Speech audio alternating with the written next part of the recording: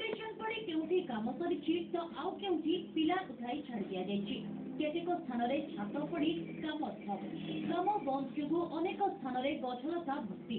सरकारी योजना कंधमाल रे केमिति चलिछि ये हेउछि तार एक उदाहरण। राजीव गांधी सेवा केन्द्र निर्माण एठी चलिछि पक्ष प्रगति रे। अनेक स्थान रे निम्नमानर काम जोगु कांथ भी पड़ी गलानी।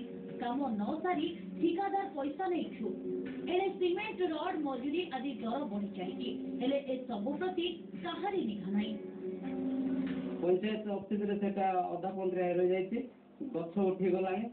सरपंच देखुंती कौन सी पदक्षेप नेना चेयरमैन भी देखुंती कौन सी पदक्षेप नेना आम जो राजीव गांधी निर्माण घरटा आसाला दीर्घ 4 वर्ष है निर्माण हो पार अधा काम हो रही जी भी यहाँ कंट्राक्टिंग नहीं तार पर्यटन देखा नहीं जहाँ भी टंका तार बिल कर खाई सारा कि घर पानी गलु बर्तमान 15 वर्ष तले आरंभ होइतिला राजीव गांधी सेवा केन्द्र योजना। कंधमाल जिलार 12टी ब्लॉक और 153 पंचायत रे केन्द्र निर्माण पई आसीतिला 16 कोटी 5 लाख। किंतु देखिले तो काम केमिति चलिछि तेरे मार्च सुधा काम सारिबाकू जिला ग्राम्य उन्नयन संस्था पक्षरु निर्देश दिया दैछि। सब जगह काम चली बर्तमान 52टा